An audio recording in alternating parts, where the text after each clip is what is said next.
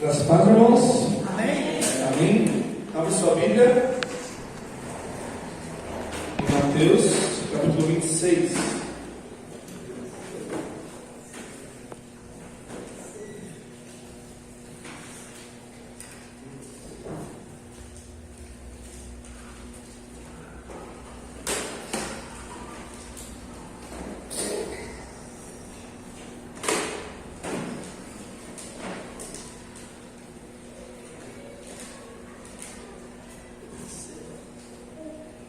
A partir do versículo 47. Mateus 26, a partir do versículo 47.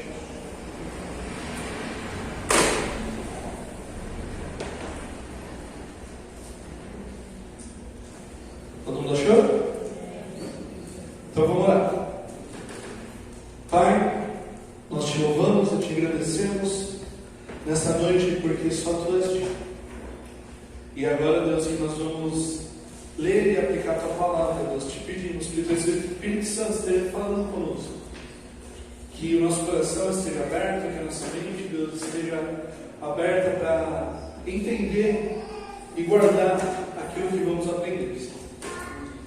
Que o teu Espírito Santo esteja nos convencendo, Senhor, dos nossos pecados, esteja nos convencendo do teu juízo, para que possamos, Senhor, confessar a Ti os nossos pecados, Deus, para sermos perdoados, que possamos, Senhor, entregar a nossa vida completamente a Ti, de acordo com aquilo que vamos aprender nessa noite, Senhor. Nos perdoa de todos os nossos pecados, nos ajuda, Senhor, a ser bênção um na vida do outro, para que o Teu nome seja glorificado em nós.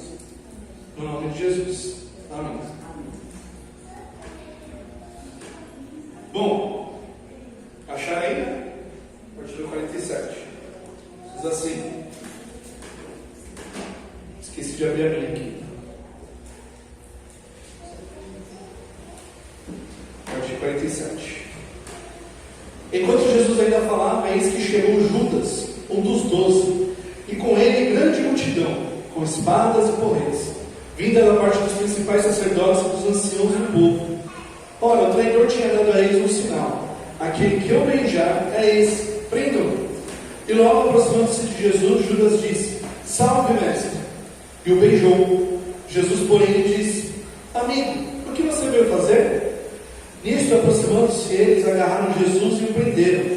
E eis que um dos que estavam com Jesus, estendendo a mão, sacou da espada e, golpeando o servo do sumo sacerdote, cortou-lhe a orelha. Então Jesus lhe disse: coloque a espada de volta no seu lugar, pois todos os que lançam mão da espada, a espada perecerão. Ou você acha que não posso pedir a meu Pai, e Ele mandaria neste momento mais de 12 legiões de anjos? Mas como então se cumpririam as Escrituras, que dizem que assim deve acontecer? Naquele momento Jesus disse às multidões: vocês vieram com espadas e porretes para prender-me, como se eu fosse um salteador? Todos os dias no templo eu me aceitava, ensinando, e vocês não me prenderam. Tudo isto, porém, aconteceu para se cumprir as Escrituras dos profetas. Então, todos os discípulos o deixaram e fugiram. Ok? Bom, semana passada, o pastor Lucas falou sobre o parágrafo anterior, que é Jesus orando no jardim de Getsemane. Quantas vezes Jesus foi orar? 3. Quanto tempo ele orou cada vez? 1 hora cada vez. E toda vez que ele voltou para encontrar com os discípulos, o que eles estavam fazendo? Dormindo. E Jesus fez uma exortação. Qual foi a exortação?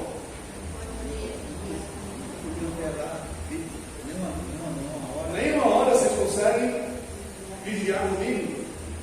Vigiar e orar para que não entrei em tentação. O espírito, na verdade, está pronto, mas a carne é fraca. E logo depois dessa cena que acontece o texto que a gente acabou de ler. Enquanto Jesus ainda falava, chegou a multidão. E quem que estava à frente da multidão? Judas. A gente viu que Judas aparece a última vez lá atrás, ainda no capítulo 26, né? Mas é antes da ceia, a última vez que ele aparece, quando Jesus fala: aquele que come comigo no mesmo prato, né? Coloca no mesmo prato, é o traidor. Ou seja, Jesus não falou nada de que é traidor. Na verdade, ele falou: o traidor é um dos 12. É isso que ele falou, mas ele não apontou diretamente. Mas aí todo mundo perguntando: sou eu? Aí quando Judas pergunta: sou eu? Jesus fala: você que está falando. E aí Judas sobe, ele deve ter ido pegar os soldados lá, junto com os sumos sacerdotes, os anciãos. E aí nesse meio tempo Jesus faz a ceia, vai com eles para o Monte das Oliveiras, no Jardim de Getsemane. Tem toda aquilo que a gente viu semana passada. E agora Judas volta com uma multidão carregando espadas e porretes, né? Aqueles pedaços de pau feito para bater mesmo, né? Hoje seria taco de beisebol, né? Cabo de vassoura, um pouco mais grosso, né? Cabo de vassoura. Mas olha os detalhes dessa passagem. O traidor, né? Ele nem fala mais Judas. Ele já usa o que ele é, o traidor. Ora, o traidor tinha dado a eles um sinal: aquele que eu beijar, esse, prendam. O beijo, naquela época, assim como hoje, é um sinal de carinho e de intimidade. Você beija qualquer pessoa? Não. Tem alguns estados brasileiros que, quando você vai cumprimentar alguém, são 2 beijos, né? No rosto, outros que são 3, né? 4, sei lá, né? Vai aumentando, né? Mas quando você não conhece a pessoa, como que é? Você vai dar um beijo, mas é rapidinho, né? Na bochecha, só encosta no bochecha e tal. Mas quando você conhece a pessoa, você está com saudade da pessoa, ou uma pessoa que você gosta muito, como é que é? Abraça, beija, né? E a pessoa, ela está esperando o que de você? Exatamente isso, né? Uma demonstração de carinho, de amor, porque é isso que o beijo é. E a pessoa ela está completamente desarmada. Ela não está esperando uma traição, ainda mais uma traição com um beijo. Não é à toa que o nome de Judas ficou como sinônimo de traidor, né? Muitas vezes quando a gente vai falar que alguém é um traidor, um traíra, a gente fala: nossa, esse cara é um Judas. Nem usa traidor, por quê? Porque quando fala esse cara é um Judas, é pior do que falar que é um traidor. Porque essa é a maior traição da história, do mundo. Você já pode ter sido traído por várias pessoas, mas não se compara a essa traição aqui.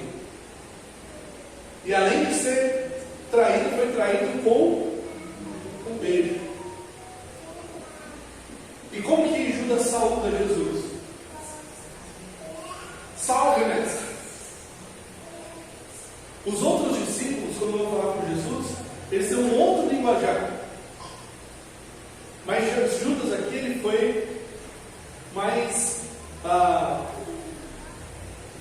formal e mais sarcástico. Porque ele não fala isso de coração. Porque ele já tinha combinado o sinal: quem eu beijar é esse. E aí, todo o desenrolar da história, né, de Judas aqui, né, e como que ele ficou conhecido, no outro evangelho vai mostrar uma outra resposta de Jesus, que não é a que está aqui. É que Jesus pergunta para Judas: com um beijo você trai o Filho do Homem?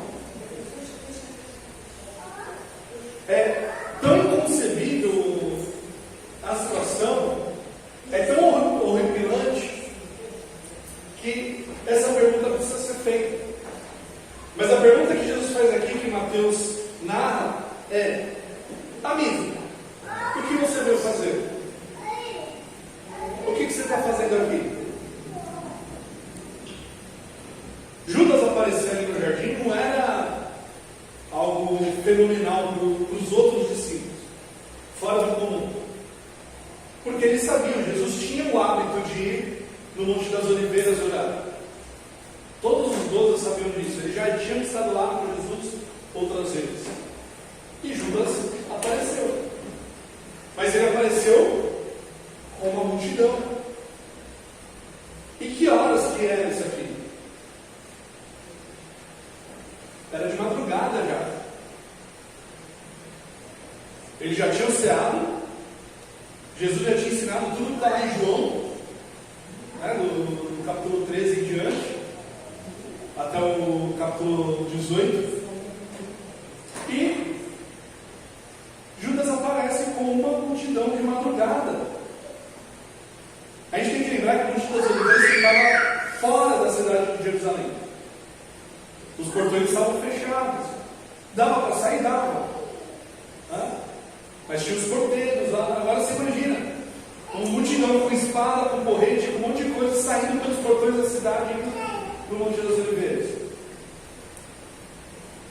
A traição de Judas vai repercutir por toda a história. E como que Jesus saúda a Judas?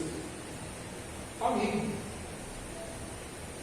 Só que essa palavra amigo não é a mesma que está lá em João. Ainda assim, Jesus chama ele de amigo. Nisto, aproximando-se eles, agarraram Jesus e o prenderam. A gente falou hoje no EBD que a ordem de Jesus para a gente amar é para amar também até o seu inimigo. E a resposta de Jesus para Judas é: amigo. Jesus já sabia desde o começo que Judas era o traidor. No momento da ceia, ele já sabia tudo o que ia acontecer. E ainda assim, durante todo o tempo de Jesus, no ministério de Jesus, ele tratou Judas como amigo. E a traição que dói mais é de quem? Do amigo. É daquele que é mais próximo de você. A gente falou no MD também que muitas vezes a gente tem que lidar com pessoas no trabalho, né, que não gostam da gente, que não vão com a nossa cara, e que deles a gente espera tudo, né? Tudo de ruim que a gente espera. Mas e do amigo? A gente não espera essas coisas. Por isso dói mais. Por isso que é mais complicado essa traição. Mas se fosse você aqui com Jesus, ou no lugar de Jesus, sendo traído dessa forma, descobrindo que está sendo traído, porque você não é Jesus para saber o que ia acontecer, mas descobrindo agora que você foi traído, você conseguiria chamar essa pessoa de amigo? Você conseguiria amar essa pessoa? Não é difícil? Todos nós já passamos por algum tipo de traição, seja de amizade, seja no casamento, seja no trabalho, seja onde quer que for. A traição faz parte da vida humana desde Adão e Eva.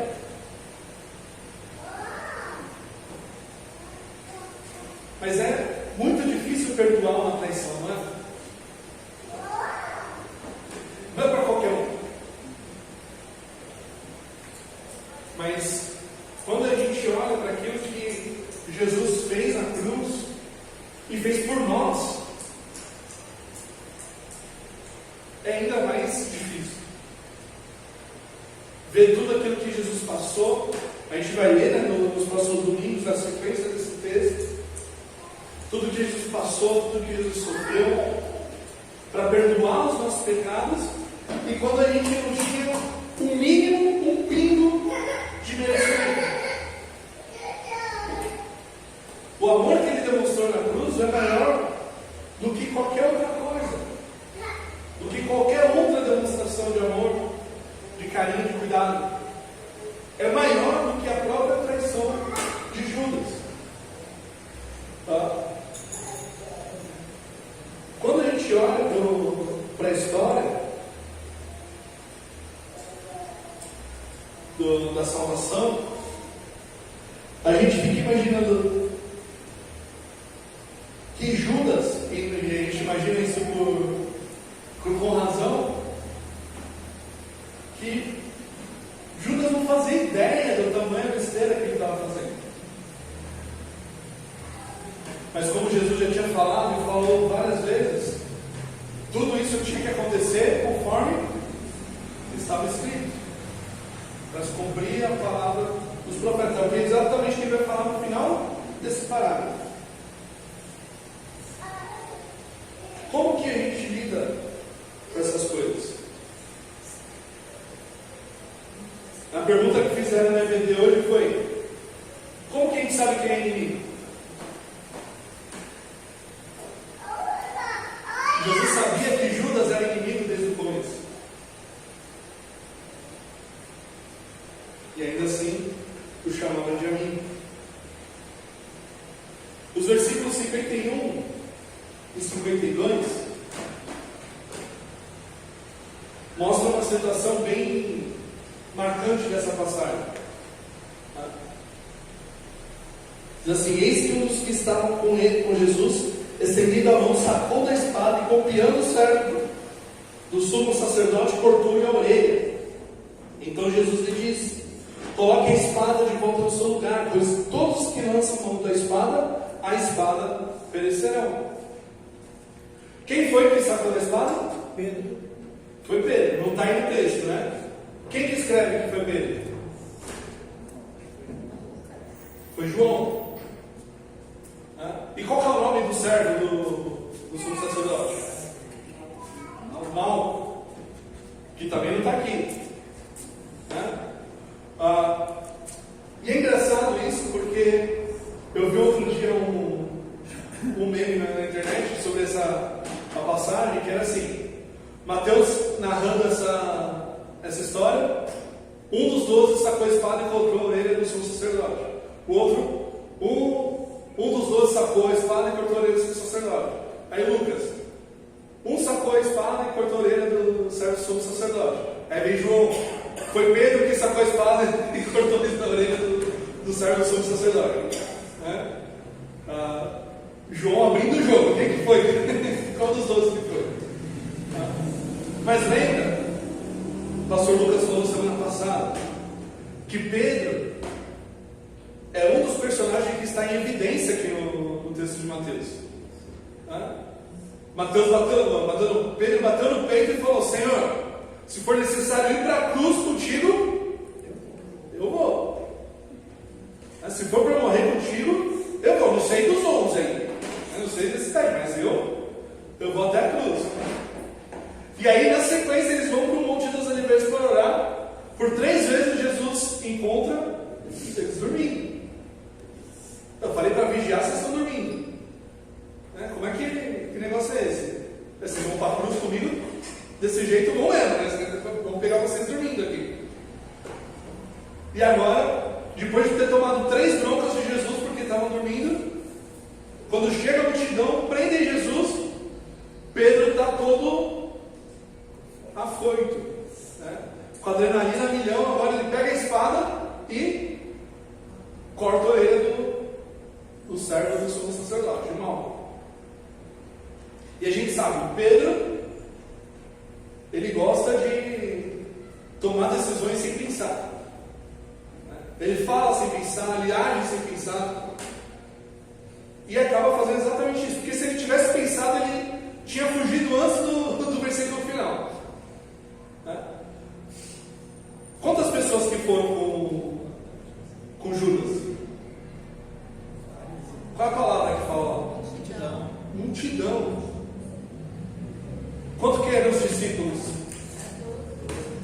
12, Judas não conta, é 11. Judas fazia parte da multidão já.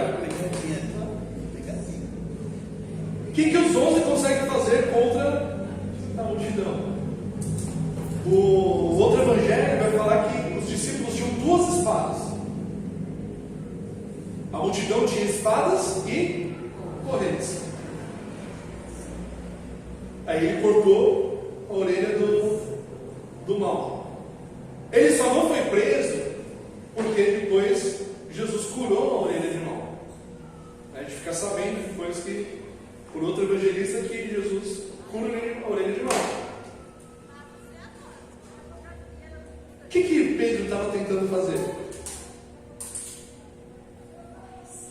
Aparecer? Estava tentando livrar Jesus da multidão?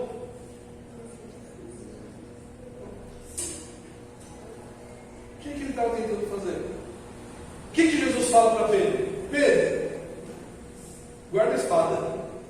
Coloque a espada no lugar dela. Porque quem usa a espada, pela espada, vai morrer.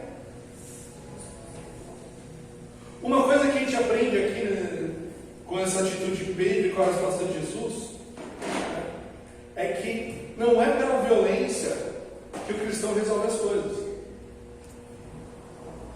O cristão às vezes vai ter que usar da violência, por exemplo, quando estiver na guerra, né, quando estiver em situações assim. Mas para resolver as coisas de Deus,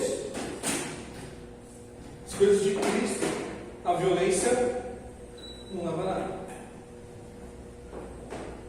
A gente tem exemplos em toda a história da igreja, 2000 anos de história da igreja, em que toda vez que algum cristão pegou em armas para resolver alguma coisa relacionada à igreja, não deu certo. A princípio parece que vai dar certo, mas não deu certo. Mas toda vez que o cristão se submeteu à vontade de Deus e deixou as coisas acontecerem de acordo com a vontade de Deus, a glória de Deus foi muito grande. A gente tem exemplos até hoje acontecendo em muitos países onde os cristãos estão sendo perseguidos. Os pais da igreja falaram que o sangue dos mártires é que estavam regando o terreno da igreja. Porque quanto mais cristãos morriam na mão do império, mais crente aparecia, mais cristãos se convertiam, por causa do testemunho que esses mártires estavam fazendo. Mas quando pegarem armas, deu tudo errado. Jesus fala: Pedro, guarda a espada, não é para usar. E é até interessante que no outro evangelho, Jesus, antes de sair da casa onde eles passaram a ceia, ele pergunta se eles tinham espada. Eles respondem: não, tem uma espada aqui. Jesus fala: tá bom, é suficiente. Não precisa de mais do que isso. Mas na verdade não era nem para sacar a espada. E Judas e Pedro, toda a noite tentou resolver as coisas pela própria força dele. Em nenhum lugar das Escrituras, no Novo Testamento, você vai ver Jesus ou os apóstolos falando para a gente pegar em armas para lutar, a não ser a armadura de Deus. Mas a nossa luta não é contra a carne ou sangue, mas contra os principados e potestades deste mundo tenebroso. O que vai adiantar a gente pegar em arma? Nada. Pelo contrário, a gente só vai afastar ainda mais as pessoas de Deus. A gente não sabe o que aconteceu com o Malco daqui para frente. Mas segundo a tradição da igreja, Malco se converteu. É verdade? A gente só vai saber no sábado. Mas cadê Malco? Malco se converteu? Cadê? Não sei. Segundo a tradição, falam que os guardas que crucificaram Jesus também se converteram depois da ressurreição. nesse momento também se converteram posteriormente. Mas isso é segundo a tradição, a Bíblia não fala nada. Quem sabe? No céu a gente pergunta, né? Vai ter bastante gente para conversar lá no céu. E a terceira coisa que a gente aprende aqui nessa passagem é que o plano de Deus não pode ser frustrado. Versículos 53 a 56. Ou você acha que não posso pedir a meu Pai e Ele me mandaria neste momento mais de 12 legiões de anjos? Fala, Pedro, você acha que eu escolhi você para ser meu discípulo porque você é fortão? Porque você sabe manejar a espada? Para me proteger? Se eu não quisesse ser preso agora, eu clamaria ao Pai e Ele me enviaria quantas legiões? 12. Sabem quantos homens compõem uma legião? Entre 5 e 6 mil homens. Ele está falando, Pedro, eu posso pedir para o Pai enviar uns 70 mil anjos agora para me livrar. O que é essa multidão aqui perto de 12 legiões de anjos? Não. O que você está fazendo é inútil, mas isso tem que acontecer por um motivo. Olha lá. Mas como então se cumpririam as Escrituras que dizem que assim deve acontecer? Desde o começo do ministério, Jesus está falando: eu vim para cumprir a vontade do Pai. Eu só falo o que ouvi do meu Pai. Eu só faço o que o Pai me ordenou. E eu vou cumprir toda a vontade do Pai. Tudo o que está escrito a meu respeito vai ser cumprido. Então, tem uma passagem que eu gosto muito, que está em João 8, que é quando Jesus está discutindo com os fariseus, com os mestres da lei, tal, que Jesus fala assim: antes que Abraão fosse, eu sou. João 8,52. E aí, nesse momento, quando Jesus fala isso, eles pegam pedras, pegam as pedras, pegam um monte de coisa, levam Jesus pro precipício. E o que acontece? Eles saem andando no meio da multidão. Por quê? Ainda não era chegada a sua hora. E ele fala isso várias vezes durante o ministério. Ainda não é chegada a minha hora. Até o momento que ele fala: é chegada a hora. E aí tudo começa a acontecer conforme tem que acontecer. E agora ele fala: está acontecendo isso por quê? Porque isso é um plano. Foi assim que o Pai determinou. Então é assim que vai acontecer. Você pode levantar a espada, você pode brigar, você pode espernear, fazer o que você quiser. Mas aquilo que o Pai decretou vai acontecer. Naquele momento, Jesus disse às multidões: vocês vieram com espadas e porretes para prender como se eu fosse um salteador? Porque era assim que eles corriam atrás de bandido. Quando tinha salteadores, grupos de bandidos, eles iam atrás dos bandidos dessa forma. Todos os dias no templo eu me assentava ensinando, e vocês não me prenderam. A última semana de Jesus, a última semana de ministério de Jesus, ele estava todo dia no templo ensinando. O que mudou de um dia para o outro?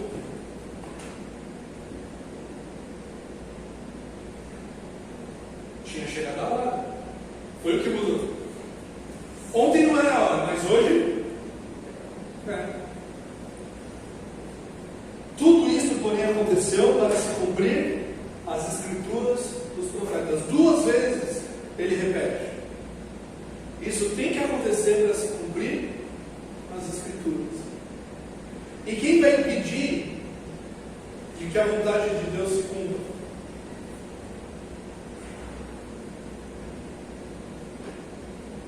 Quem que consegue? do jeito que Ele determinou, vai acontecer. Isso é tão fenomenal no ministério de Jesus, que a gente percebe o tempo todo que não são os soldados, não é a multidão que prende Jesus. Ele está mostrando o tempo todo que é Ele que se deixa prender. Que tem que acontecer dessa forma. Agora é hora de ser preso, então vamos ser presos. E o momento mais glorioso disso acontece na cruz. A gente vai ver quando chegar lá, não vou dar spoiler, não vou estragar o que vai acontecer. Mas a cruz não é o ápice disso. Jesus, Ele se deixou ser preso. Ele acabou de falar isso. Se eu quisesse, clamava ao Pai e mandava 12 legiões de anjos. Se eu quisesse, eu saía andando no meio da multidão e ninguém colocava a mão em mim. Vocês já viram isso acontecer? Está acontecendo porque é assim que deve ser. E não é somente isso, na vida de Jesus que acontece dessa forma. Na nossa vida acontece da mesma forma. Tudo que acontece em nossas vidas é porque o Senhor deseja que assim seja. Porque se Ele não quisesse, Ele faria de outro jeito.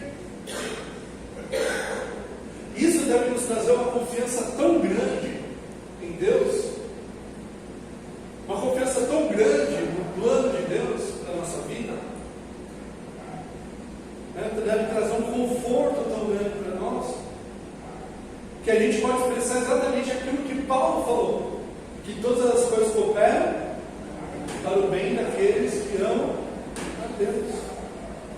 Mas a gente confunde esse versículo e a gente acha que o que Paulo está dizendo é: todas as coisas acontecem boas para aqueles que amam a Deus. Todas as coisas boas acontecem para aqueles que amam a Deus. É isso que o versículo está falando? Não. Todas as coisas boas e ruins. É todas as coisas, sejam elas boas, sejam elas ruins, cooperam para o bem daqueles que amam a Deus. Ou seja, que no final das contas, o resultado vai ser bom. Tem coisas que acontecem na nossa vida, no nosso dia a dia, que são ruins, mas elas têm um propósito bom, não é? Por exemplo, eu não gosto de acordar cedo. Vou dar um exemplo bem ridículo, tá? Primeiro, eu não gosto de acordar cedo. Mas se eu não acordar cedo, eu não vou para o trabalho. Se eu não for para o trabalho, vou ser demitido. Se eu não for demitido, como que eu vou pagar as contas? Né? Como que eu vou sustentar? Então, do meu ponto de vista, acordar cedo é ruim. Tem gente que gosta de acordar cedo. Né, Martinho? Né, Rosa? Das 5h30 da manhã já está me dando mensagem no grupo. Vamos dar. Né? Com uma alegria que eu não sei de onde que vem. Né? A Martinha já está acordando desde as 4h30. Mas tem coisas que são ruins. Por exemplo, se a gente está doente, tem que tomar aquele remédio amargo.